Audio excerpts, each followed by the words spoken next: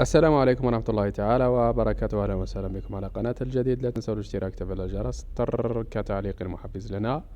اليوم راح نشرح لكم كيفاش راح تكتيفي إيدوم فايبر، كيفاش تكتيفي إيدوم الألياف البصرية، كيفاش راح تكتيفي هذه الخدمة أو المشتركين في إيدوم فايبر. راح نعلمكم كيفاش تكتيفوها عن طريق الهاتف أو عن طريق الاتصال بمصلحة الاتصالات. أوكي، طبعا كاين بزاف اللي يجيه هذا المشكل انه ما يعرفش يجبد النيميرو تاع الزبون نتاعو، ما يعرفش يجبد النيميرو نتاعو، يواجه مشكل او يولي يدخل الروتر تاعو المودام تاعو باش يجبد النيميرو. راح نشرح لكم كيفاش تخرج النيميرو من الفاتورة تاعك وتروح تكتفي به في الانترنت بشكل عادي ومبسط جدا. تبع معي.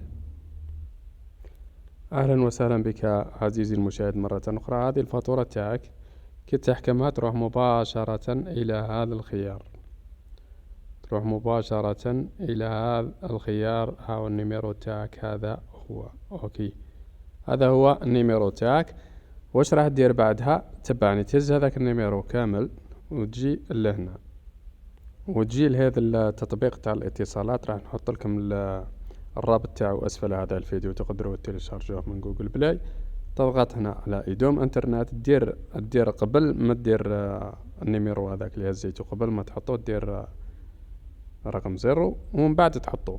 المهم ديما زيد له رقم 0 هكذا. اوكي، ديما زيد له رقم 0 هكذا، ديرو هو في البداية ومن بعد دير النيميرو هذاك يجي من وراه ومن بعد دير تأكيد. راح تفوت لكم هكا ومن بعد دير تجيك خانة واحدة أخرى وين دير أنا نعطيك مثال. مثلا كي دير النيميرو نتاع هكا دقيقة، مثلا كي دير النيميرو نتاع ودير تأكيد تجيك كود بطاقة تعبئة. دير نتايا الكود الخاص بك اللي راك شاريه تاع بالبطاقة تاع الأديسال فايبر ومن بعد دير تأكيد ومن بعد مبروك عليك. هكذا تم الاكتيفاج لهذه الخدمة واكتيفيتها عن طريق التطبيق ومن الدار بدون تنقل لمقاهي السيبر أو الوكالة.